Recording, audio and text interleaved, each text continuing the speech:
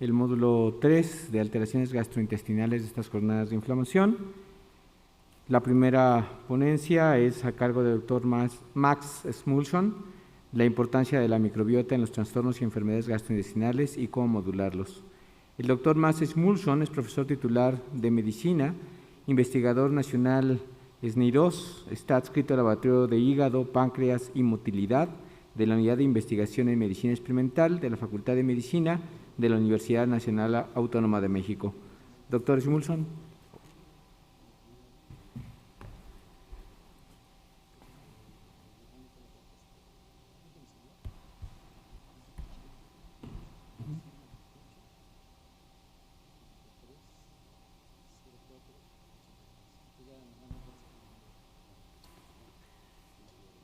Muchas gracias por la presentación. Ante todo quiero agradecer al doctor Ferat por la invitación para estar aquí. Siempre es un honor estar en este recinto de la Academia Nacional de Medicina.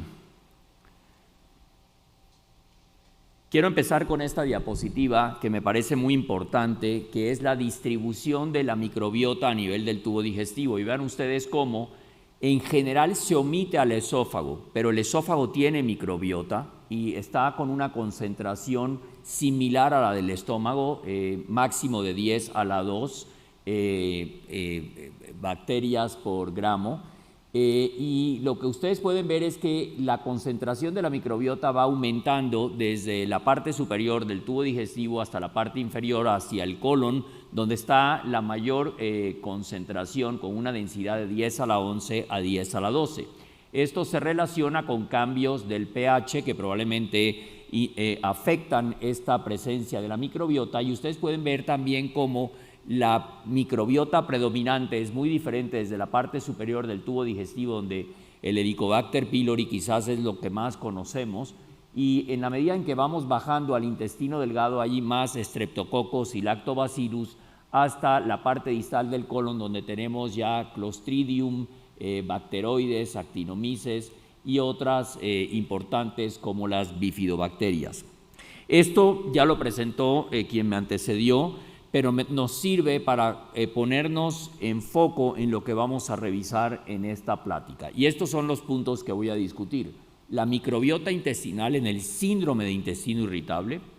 la modulación de la microbiota intestinal en este trastorno, la disbiosis en trastornos de la interacción intestino-cerebro post-COVID-19, que no podemos dejar de mencionar en esta época, el trasplante de microbiota fecal en colitis por Clostridioides difficile y la microbiota intestinal en otros trastornos gastrointestinales como la enfermedad celíaca, el cáncer de colon, esófago y el cáncer gástrico. Para empezar con el primer tema de la microbiota en el síndrome de intestino irritable, hay que recordar que este trastorno está entre los primeros 10 motivos de consulta al médico general y es probablemente el primer motivo de consulta al gastroenterólogo. Y este se clasifica dentro de lo que hoy en día llamamos trastornos de la interacción intestino-cerebro, antes conocidos como trastornos funcionales gastrointestinales. De acuerdo a los criterios de Roma, estamos en la versión de Roma 4, esta se publica cada 10 años, ya hemos iniciado el proceso de Roma 5, que estimamos publicar en el 2026. Pero con base en los órganos blancos nosotros clasificamos todos estos trastornos de la interacción intestino-cerebro. Algunos de ustedes conocerán algunos de estos, como la disfagia funcional, la dispepsia funcional, quizás el más conocido de los trastornos gastroduodenales, el síndrome del intestino irritable con predominio de diarrea, estreñimiento mixto o no clasificable, que es al que me voy a referir en el día de hoy, y trastornos como la incontinencia fecal, entre otros. Estos criterios se diagnostican aún hasta el día de hoy por los criterios que conocemos como los criterios de Roma, los más recientes, como les decía, los de Roma 4, debido a que no hay una alteración orgánica o estructural en ellos que permita hacer el diagnóstico. Y estos criterios para síndrome de intestino irritable son dolor abdominal recurrente en promedio un día a la semana durante los 3 meses previos, asociados con 2 o más de los siguientes criterios: la evacuación, que puede mejorar o aumentar, un cambio en la frecuencia de las evacuaciones o un cambio en la consistencia de las evacuaciones. Estos criterios deben estar presentes durante los 3 meses previos al momento de la consulta, con inicio al menos 6 meses antes del diagnóstico. Como les decía, el síndrome de intestino irritable se clasifica con base en esta escala, que es la escala de Bristol, en síndrome de intestino irritable con estreñimiento, síndrome de intestino irritable con diarrea, mixto o no clasificable, y no voy a entrar en detalles, pero básicamente depende del umbral de predominio de estas evacuaciones tipo 1 o 2 o tipo 6 o 7 de la escala de Bristol en más del 25% durante los días que el paciente refiere las evacuaciones anormales. Estos trastornos, como su nombre lo dice, son trastornos de la interacción intestino-cerebro, y hoy en día se ha reconocido un papel fundamental de la microbiota intestinal, por eso se les llama ahora trastornos de la interacción microbiota intestino-cerebro. Lo interesante es que la microbiota puede estar modulada desde el sistema nervioso central a través del sistema nervioso autonómico, y ella va a interferir en todos estos factores fisiopatológicos conocidos de esos trastornos, como la inflamación de bajo grado, la barrera intestinal, la hipersensibilidad visceral o la alteración neuromotora. Por otra parte, esta microbiota se puede modificar por infección o por disbiosis causada por medicamentos, y también va a tener un efecto sobre el sistema nervioso central, modificando la conducta de los pacientes o la percepción de los síntomas.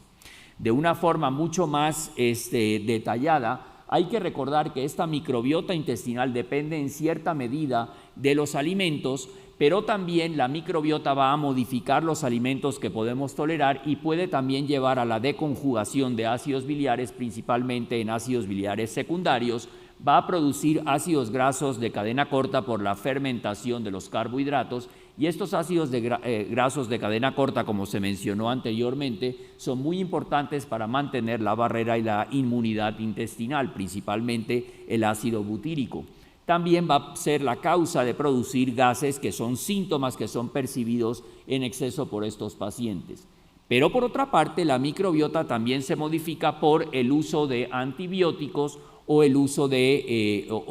por algunas otras alteraciones, incluso el uso de inhibidores de bomba de protones, que se ha exagerado en los últimos años. Estas alteraciones de la microbiota va a producir una alteración que va a poder pasar hacia la submucosa, estimulando las terminales entéricas, que tienen proyecciones hacia el sistema nervioso central, pero también desencadenando una serie de reacciones que son las que conocemos como inflamación de bajo grado, que son características de estos trastornos.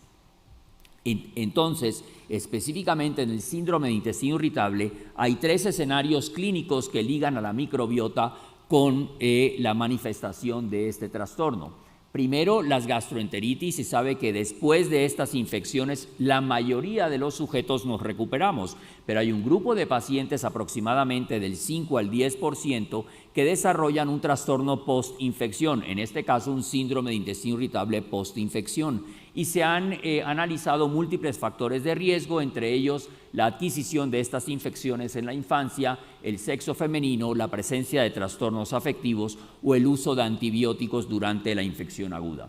El segundo escenario es que el uso de antibióticos sistémicos para otros trastornos, incluso los inhibidores de bomba de protones por largo plazo, o la disbiosis innata, que no podemos identificar un factor propio, se relacionan con el desarrollo del síndrome de intestino irritable. Y finalmente, que hay un grupo de pacientes que responden con probióticos y antibióticos luminales, me refiero específicamente a la rifaximina alfa, mejorando sus síntomas.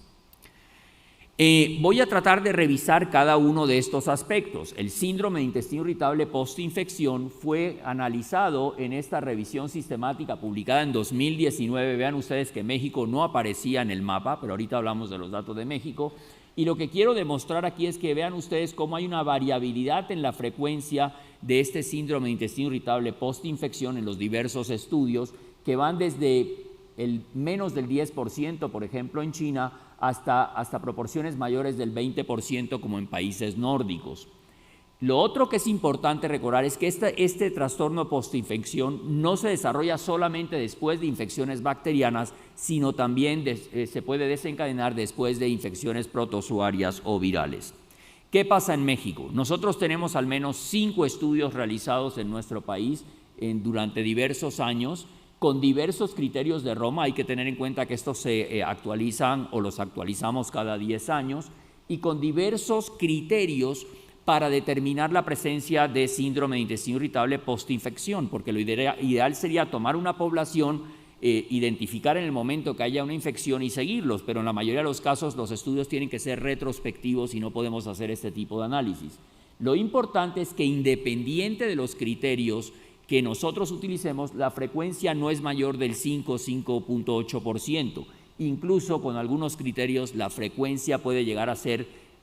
nula del síndrome de intestino irritable postinfección. Y nosotros escribimos un editorial al respecto tratando de explicar por qué quizás la menor frecuencia de síndrome de intestino irritable postinfección en nuestro país, y lo más probable, o esta es nuestra propuesta. Primero, la exposición a factores antihigiénicos en la infancia, como son hacinamiento, exposición a animales y mascotas e infecciones tempranas de la vida. El otro factor es la exposición a factores de la no desaparición microbiana, como lo hemos llamado, porque en la teoría es el factor de la desaparición microbiana, y nosotros hemos llamado a esto de la no desaparición microbiana porque primero tenemos menores tasas de cesárea y tenemos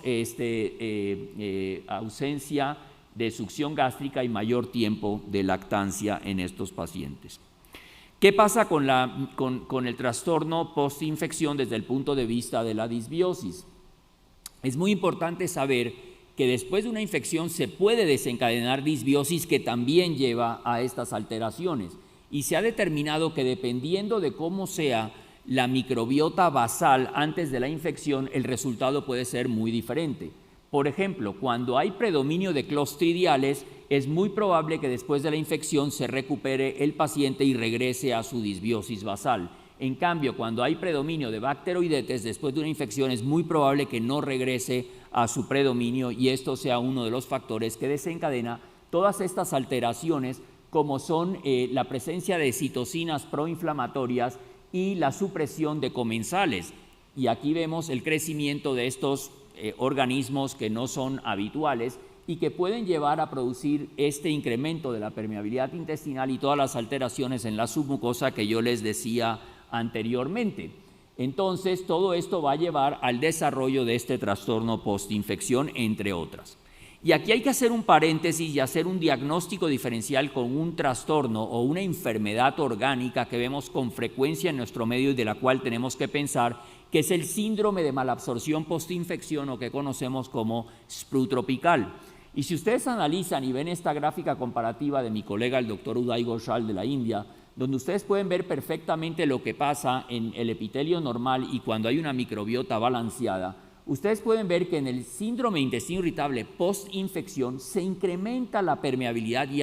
hay una alteración de la microbiota, ya se los decía, hay disbiosis en estos pacientes y una inflamación de bajo grado. Pero vean a ver qué pasa en esta otra enfermedad, que sí es una verdadera enfermedad, donde ahora, después de una infección, se desarrolla este trastorno de la malabsorción postinfección y se incrementa definitivamente la permeabilidad intestinal y se pierden las vellosidades intestinales. Además, hay una verdadera disbiosis y un verdadero proceso inflamatorio que lleva a una serie de trastornos, incluso a un retardo en el tránsito orocecal, inclusive del tránsito intestinal, y por lo tanto el desarrollo de una sobrepoblación bacteriana también. Entonces hay que tener en cuenta cuando vemos estos pacientes postinfección si se trata de un verdadero SPRU tropical o un trastorno de la interacción intestino-cerebro como el síndrome de intestino irritable. La disbiosis, que yo les decía, ha sido ya estudiada por múltiples grupos, y en general en esta revisión sistemática de la microbiota intestinal en 24 estudios, la mayoría de ellos han estudiado lo que ocurre en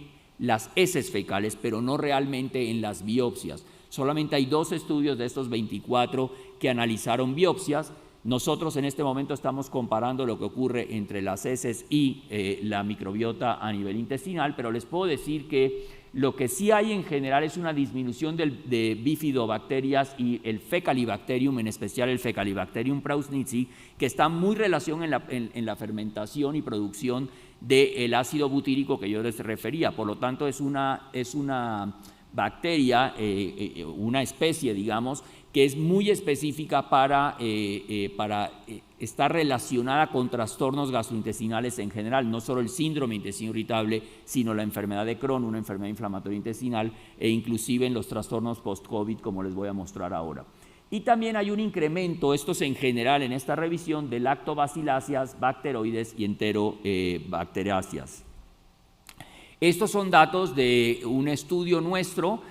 donde analizamos en un grupo muy pequeño lo que ocurría a nivel de la microbiota en biopsias de pacientes con síndrome de intestino irritable y controles sanos. Y a nivel de filotipos encontramos que en síndrome de intestino irritable había un predominio de actinobacterias y proteobacterias en comparación con los controles sanos, y lo contrario, había una disminución de bacteroidetes. Y desde el punto de género también habían diferencias que eran significativas, como se puede ver aquí, donde en síndrome de intestino irritable había predominio de bacteroides, pero también de Propionibacterium y Pseudomonas, sobre todo Pseudomonas en el subtipo con estreñimiento y mixto, y en cambio había una disminución de Alteromonas.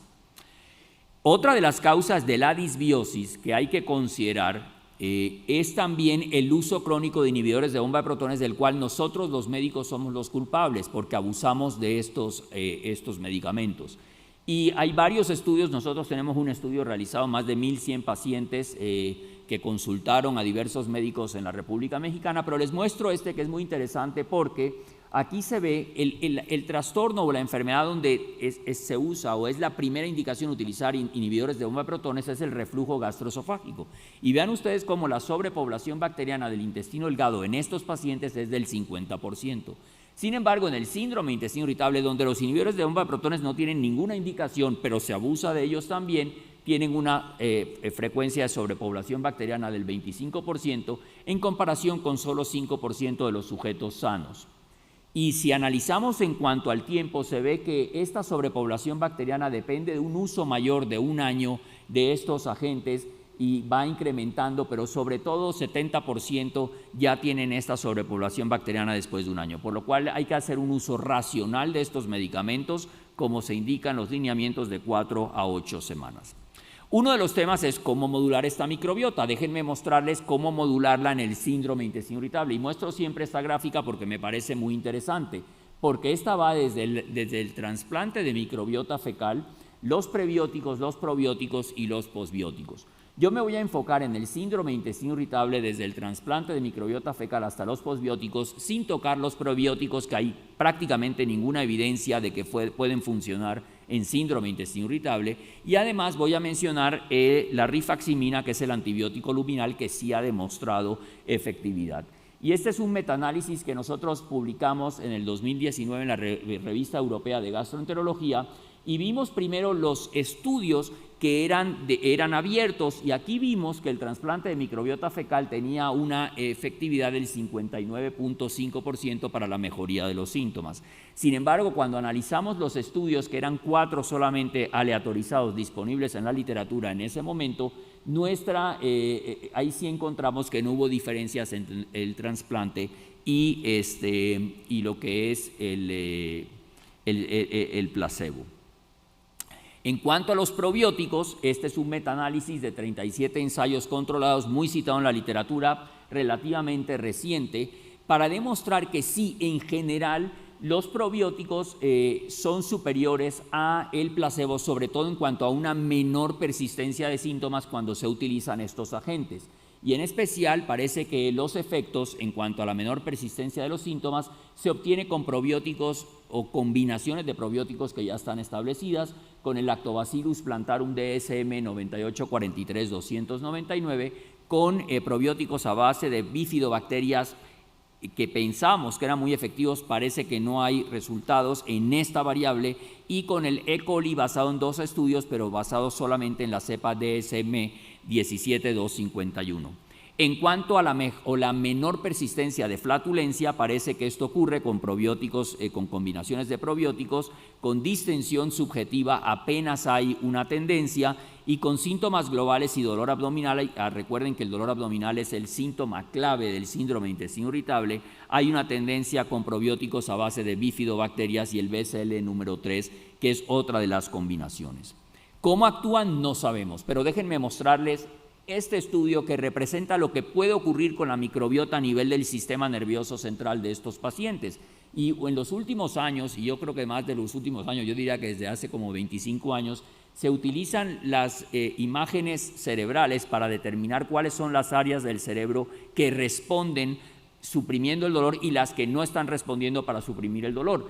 Y se ha utilizado mucho la resonancia magnética funcional, y aquí les muestro este estudio donde lo que hicieron fue tomar estos pacientes con síndrome de intestino irritable y manejarlos con Bifidobacterium longum NCC 3001 por 6 semanas y ver lo que pasaba en esta activación del cerebro antes y después de tratamiento en respuesta a esta prueba de imágenes de caras con emociones. Y lo que se ve es que después del tratamiento se ve una disminución significativa en la activación de algunos núcleos de la base del cerebro que tienen que ver con la supresión del dolor y algunas áreas límbicas del cerebro. Pero esto se asoció a una mejoría en las calificaciones de depresión solamente en los que recibieron Bifidobacterium longum en la escala de HAD, es decir, la escala de ansiedad y depresión hospitalaria.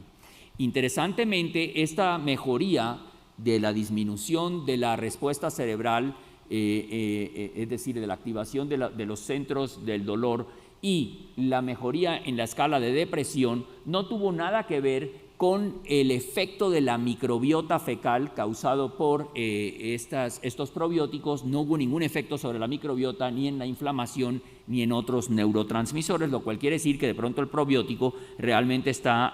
actuando a nivel del cerebro para disminuir la percepción de los síntomas. Entonces la pregunta es, ¿los probióticos, usarlos o no usarlos? Esa es la pregunta, y esto me invitaron a escribir un editorial el año pasado en la revista americana de gastroenterología, y lo que yo quiero hacer, porque esto fue con base en un estudio post-hoc de utilizar probióticos en niños que se suponía que mejoraban la diarrea y luego se demostró que no tenía ningún efecto sobre la diarrea, me enfoqué en el ejemplo del síndrome de intestino irritable, donde la mayoría de los estudios sí, las metaanálisis muestran que son superiores al placebo, pero ojo, porque como les mostré en esa tabla, también hay que tener en cuenta que la respuesta a los probióticos es cepa específico y síntoma específico. No todos los probióticos son iguales y no todos los probióticos van a actuar para todos los trastornos ni para todos los síntomas, y eso hay que tenerlo en cuenta, y es algo que en general los médicos no hacemos. Viene el representante, nos muestra un nuevo probiótico y lo usamos sin saber ni lo que tiene.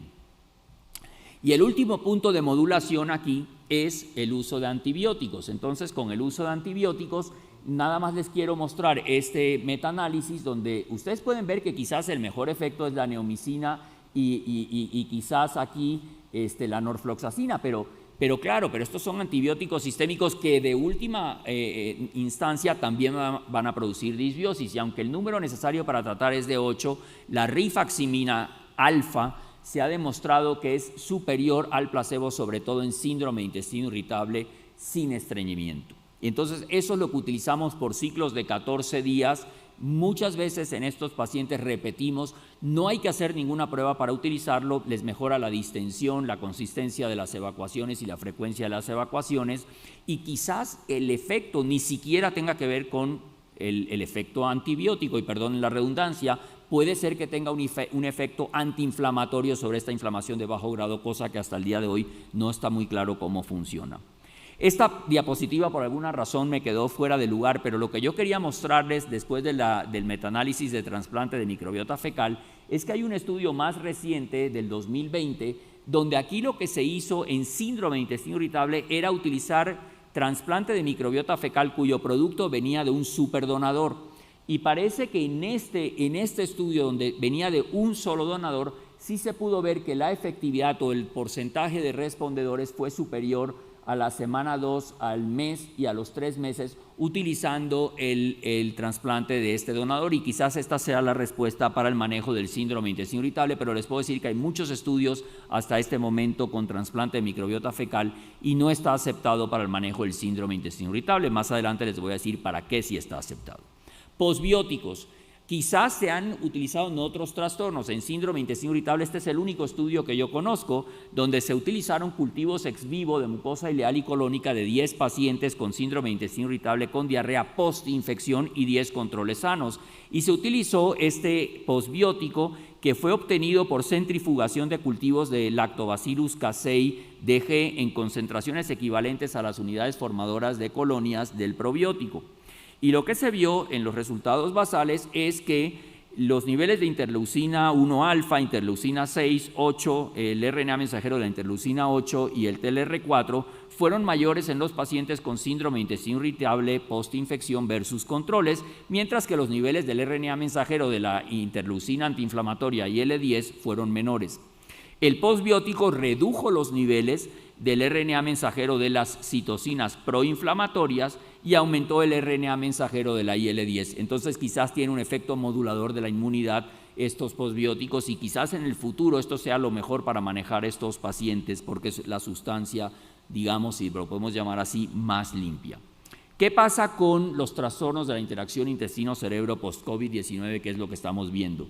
Esto lo propusimos nosotros en la literatura en el año 2021, en conjunto con mi colega el doctor Uday Ghoshal de la India y el doctor Giovanni Barbara de Italia. Y esta fue nuestra teoría basada en lo que estábamos viendo en ese momento en el tracto gastrointestinal con el COVID-19 o con el virus del SARS-CoV-2. Pues el virus llega, como ustedes saben, se va a anclar al receptor AC2 cuya mayor expresión en el organismo humano no es en el pulmón, es donde menos hay en el pulmón, es en el tubo digestivo, especialmente a nivel de las células epiteliales del intestino delgado y el colon. Entonces, al anclarse en estos receptores va a entrar a la célula, va a producir un incremento de la permeabilidad intestinal y un proceso inflamatorio de bajo grado, lo mismo que pasa con los trastornos postinfección que les mostré antes. Además, empezaron a haber reportes de un aumento de la calprotectina fecal, lo cual ya hablaba de un verdadero proceso inflamatorio, y esta se correlacionó con los niveles de interleucina 6 a nivel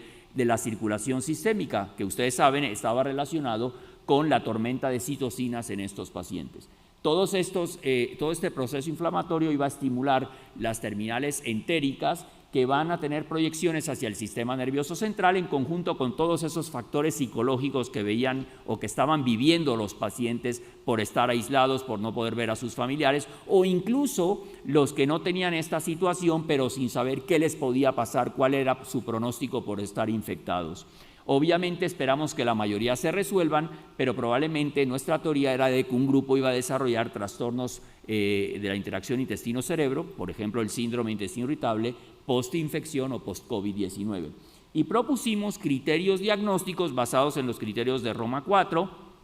En ese momento era obligatorio que el diagnóstico de COVID se hiciera, como ustedes bien saben, en el laboratorio de referencia en todas partes del mundo con RT-PCR, y hoy en día esto ha cambiado muchísimo y hoy en día aceptamos el diagnóstico con la clínica y la prueba de antígenos, pero eso era lo que se propuso en este momento, y el inicio de los síntomas debía ser inmediatamente después de la resolución del COVID-19, y no debía haber llenado criterios para ningún trastorno de la interacción intestino-cerebro previo a la COVID-19.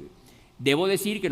esto ya se ha confirmado en muchísimas partes del mundo. Nosotros tenemos 2 estudios, uno en Estados Unidos que ya está publicado, otro en curso aquí en México, pero lo que les puedo decir es que en nuestro estudio de Estados Unidos 14% de ellos no tuvieron síntomas gastrointestinales en la COVID-19 aguda, lo cual quiere decir que efectivamente pueden haber otros factores que intervienen para que esto se produzca. Pero lo traigo a colación porque si ustedes se dan cuenta, en la diapositiva anterior mencioné o no mencioné la disbiosis, que es un factor muy importante que se empezó a reportar, y esto lo hemos revisado en la literatura y hemos hecho una revisión de todas las alteraciones de la microbiota bacteriana y fúngica que hay en COVID-19 agudo. Pero vean ustedes, y esta es nuestra teoría basada en lo que está sucediendo y en lo que la literatura ha demostrado. Hay una disminución de una serie de comensales, entre ellos el Fecalibacterium prausnitzii, que es muy importante. También hay disminución de ciertas bifidobacterias que son también importantes para mantener la salud intestinal, pero lo importante es que esta disbiosis también lleva a un incremento de la permeabilidad intestinal y una inflamación de bajo grado, y se ha visto que hay a nivel de la circulación algunos de estos componentes bacterianos incluso se han encontrado en el pulmón, y es lo que se llama hoy en día el eje intestino-pulmón, que se vio también en COVID-19 en estos pacientes, que había una microbiota muy similar entre la que se encontraba en el intestino y en el pulmón, y todo esto con una serie de anormalidades también metabólicas, producto de estas bacterias patógenas, si la podemos llamar así, y además habían también anormalidades fúngicas como un incremento de ciertas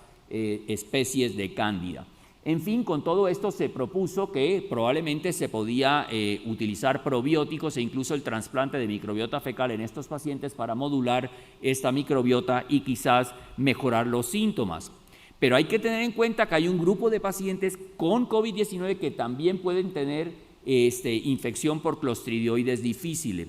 Y esta infección por Clostridioides difficile no está muy clara si tiene que ver con el uso de antibióticos, que se usan en exceso, hasta 13 antibióticos en un paciente por COVID-19, o quizás el virus está produciendo alguna alteración, alguna competencia que hacen que sean más susceptibles al Clostridioides difficile, y eso es algo que no está claro todavía, pero hay que tenerlo en cuenta, sobre todo porque los pacientes salen del consultorio, nos vienen a ver después de haber estado, salen del hospital, nos vienen a ver después de haber estado hospitalizados y tienen diarrea y estamos pensando de una vez en post-COVID-19. No, hay que también tener en cuenta que estos pacientes no tengan Clostridioides difficile.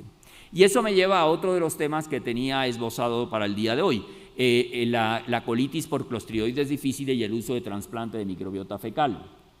Ustedes todos son expertos en el ciclo del Clostridioides difficile, no tengo que recordar eso, pero lo importante es que con el uso de antibióticos se pierde el balance de la microbiota comensal y vamos a tener estas formas vegetativas de clostridioides que nos van a llevar a la colitis por Clostridioides difficile. Claro, una vez que nosotros también tratamos esta forma patológica, vamos a restaurar la microbiota basal del paciente y probablemente va a mejorar la colitis por Clostridioides difficile. Pero esto lo traigo a colación porque esta es la única indicación hasta este momento aceptada para el trasplante de microbiota fecal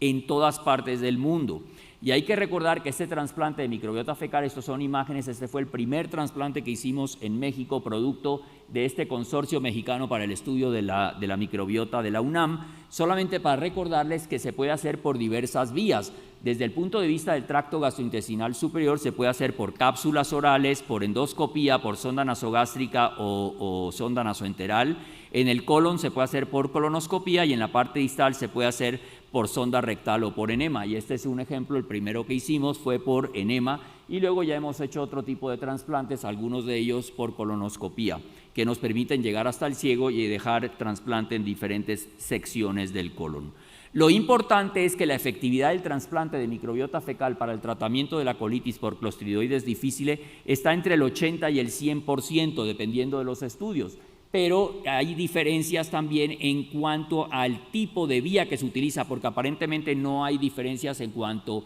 si el trasplante es fresco o congelado, pero sí parece que hay una ligera superioridad de colonoscopía sobre el trasplante de enema y también de cápsulas sobre el enema, y definitivamente hay una superioridad de la colonoscopía sobre la endoscopía de trasplante para dejarlo en el duodeno. Y este es un ejemplo de ese primer trasplante que les mostré a nivel utilizado con enema, donde esto era lo que pasaba en la colitis pseudomembranosa de este paciente de 70 años el 13 de septiembre del 2016. Seguía mal el 23 de septiembre del 2016, estaban próximos a operar al paciente. Hicimos el trasplante el 29 de septiembre y este es el colon del paciente el día 5 de octubre. Es decir, es una maniobra curativa, salvó la vida del paciente definitivamente. Esta es nuestra serie, pequeña serie que tenemos de este biobanco de la UNAM. Esto es lo interesante de estos pacientes, es que todos tenían alguna alteración neurológica. La resolución fue prácticamente en todos los pacientes un solo fallecimiento, probablemente no relacionado con el trasplante de microbiota fecal para Clostridioides difficile. El trasplante también tiene efectos secundarios y esta es una revisión sistemática muy reciente donde se ve que el efecto secundario más frecuente es la diarrea, seguido del dolor abdominal, náuseas, vómito, pero puede haber de todo, hasta febrícula. Hay que tener en cuenta que estos efectos son pasajeros y también hay diferencias en la gravedad de los efectos adversos dependiendo de la vía de administración, donde aparentemente los efectos adversos severos son más frecuentes cuando se utiliza por cápsula y cuando se hace al intestino delgado. Pero estas son cosas que hay que tener en cuenta. Pero aquí viene el problema de esto, que ustedes bien saben que se publicó en el 2019 por la FDA como una advertencia porque se empezó a ver que habían unos casos de fallecimiento secundario al trasplante de microbiota fecal, seguramente por el trasplante de microorganismos multiresistentes que eran beta-lactamasas de espectro extendido. Y eso es algo que hay que tener en cuenta a la hora de hacer el trasplante.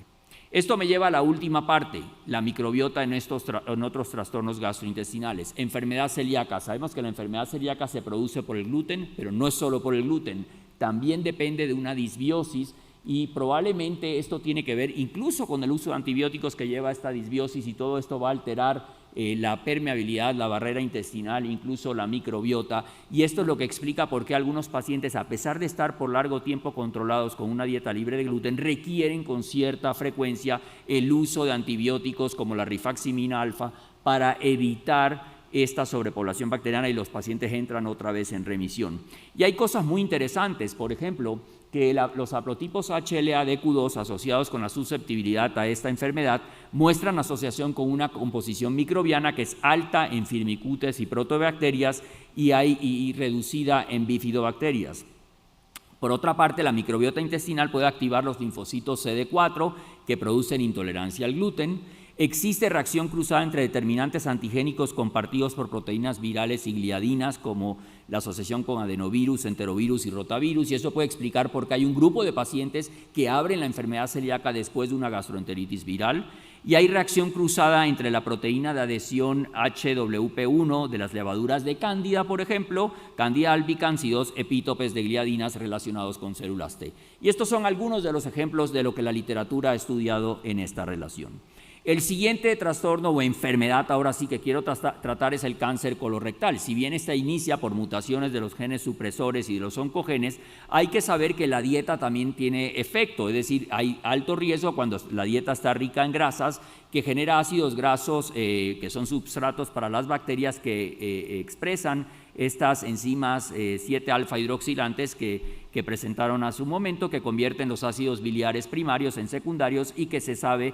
que son potencialmente carcinogénicos. Pero por otra parte hay un menor riesgo cuando la dieta es rica en fibra y esto lleva a la fermentación de carbohidratos y producción de ácidos grasos de cadena corta como el butirato y el acetato, que aparentemente tienen una actividad antitumoral. Y además, si se analizan en diversos estudios los adenomas o el cáncer colorectal, también hay una diferencia en cuanto a la diversidad bacteriana y la composición de la microbiota. Entonces, a tenerlo en cuenta, este es un estudio que acaba de ser presentado hace unas semanas en el Congreso Americano de Gastroenterología, donde identificaron una serie de consorcios bacterianos que están aumentados o depletados en carcinoma colorectal versus controles, como se ve aquí en esta imagen. Y además, estos fueron validados en una base de datos separados, pero lo importante es que utilizando un modelo notobiótico de ratones, se analizó la causalidad de estos consorcios portadores de los genes enriquecidos o depletados, y vean ustedes cómo la presencia de estos consorcios microbianos asociados al riesgo de carcinoma colorectal se asoció a la mayor producción de tumores en estos modelos animales en comparación con el trasplante de estos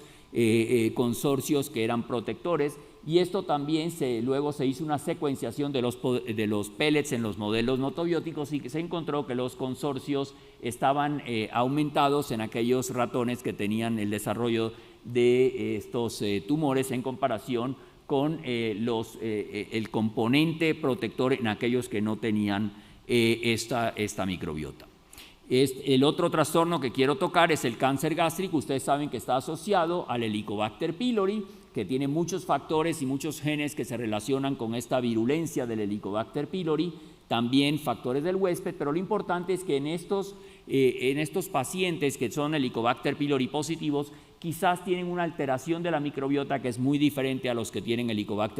no tienen Helicobacter pylori, sobre todo por predominio de proteobacterias. Así que hay un efecto ahí también entre la microbiota y el desarrollo de este trastorno. Y por último, el cáncer esofágico, porque primero pensamos que no tiene nada que ver con la microbiota, porque no hay microbiota en el esófago, pero eso no es cierto. Si bien el reflujo gastroesofágico es el primer factor de riesgo para desarrollar esófago de Barrett, se sabe que el Helicobacter pylori disminuye el riesgo de esto porque produce atrofia de la mucosa antral, por lo tanto suprime la secreción ácida y disminuye el reflujo gastroesofágico. Entonces lo que vemos en la clínica es que a todos los pacientes le están dando inhibidores de bomba de protones sin necesidad y por periodos de tiempo incontrolados, y lo que pasa es que estamos aumentando este riesgo. ¿Y qué es lo que pasa? Que en el esófago normal hay lo que se llama un microbioma tipo 1, donde predominan los gram positivos sobre los gram negativos con la presencia del Helicobacter pylori. Cuando se cambia esta microbiota por el uso de estos inhibidores de bomba de protones, se cambia al microbioma tipo 2, donde predominan los gram negativos sobre los gram positivos. Y lo que pasa es que esto lleva a la producción de lipopolisacáridos bacterianos que van a estimular la producción de óxido nítrico, que es un factor importante para disminuir el tono del esfínter esofágico inferior, y por lo tanto se estimula el reflujo gastroesofágico que va a producir Barrett y cáncer de esófago. Pero además por la producción de todos estos mediadores de la inflamación y citocinas proinflamatorias que, como ustedes bien saben, están relacionados la inflamación con el cáncer. Con todo lo que les he dicho, en conclusión, yo diría lo siguiente, o resumiría lo siguiente: hay 3 escenarios clínicos que ligan a la microbiota con el síndrome de intestino irritable. El desarrollo de este trastorno posterior a una infección gastrointestinal, es decir, el síndrome de intestino irritable postinfección, la disbiosis y la sobrepoblación bacteriana del intestino delgado presentes en un grupo importante de pacientes, y la respuesta al tratamiento con rifaximina alfa y probióticos en un grupo de pacientes. Sin embargo, hay que saber que sobre todo los probióticos, su efecto es cepa y síntoma específicos. Los trastornos de la interacción intestino-cerebro post-COVID-19 se asocian con disbiosis bacteriana y fúngica. Sin embargo, hasta ahora no hay datos suficientes para recomendar el uso de probióticos en estos pacientes. Hay algunos estudios con simbióticos y otro estudio reciente con una Lactobacillus plantarum y un Pediococcus, que parece que tiene un efecto en la resolución al menos más temprana del COVID agudo.